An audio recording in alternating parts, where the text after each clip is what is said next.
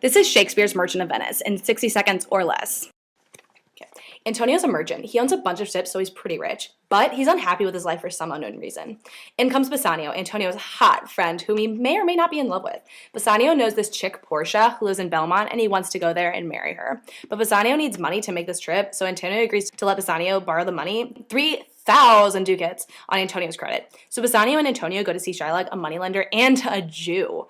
Side note, everyone in this play hates Jews. Shylock hates Antonio because he spits in his face and all sorts of stuff, but he agrees to the deal. Only if he signs a bond that will yield a pound of flesh if he can't pay the money back. Gross. Bassanio's like freaking out, but Antonio's like chill, so they sign it. So they're all set up to go to Belmont. And then Gratiano shows up asking to come along. Gratiano's like that one friend that's always doing embarrassing things in public. So first Bassiano's like, but then he's like, okay, fine. Oh yeah, and Shylock has this daughter, Jessica, who's totally in love with Lorenzo, a Christian who her father would not approve of. So retro. But Shylock's servant, Lancelot, is helping the lovers talk behind his back to run away together.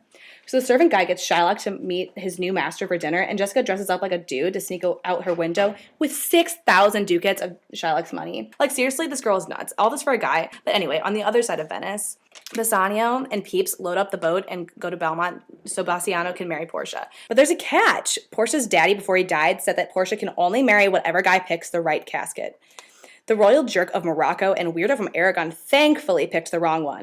So when hottie Bassanio shows up, she's freaking out because she wants him to pick the right one, and he does. So they're getting married. Meanwhile, Gratiano and Nerissa, Portia's maid and BFF, decide to get married. But not so fast. A letter from Antonio says his ships sank, so now he can't pay the bond. That means he owes Shylock a pound of flesh. But he's cool with it as long as Bassanio is there to like hold his hand and stuff. And Portia and Nerissa are like, hell no. So Portia tells Lorenzo and Jessica they can watch the castle while they pray for their new husbands, but instead they dress up as men and go to Venice as lawyers and play all these mind games like, you get your pound of flesh, no you don't, yes you do, no you don't. And they finally save Antonio and destroy Shylock's life in the process, leaving him with nothing. But who cares, he's a Jew.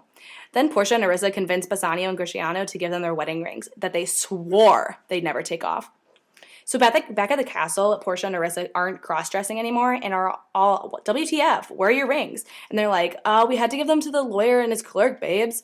So the girls are all like, well, we have the rings because we slept with those guys. LOL, JK. We didn't, but seriously, don't give them away again. So they resolved all their drama and lived happily ever after, except Shylock, but like, does he even matter?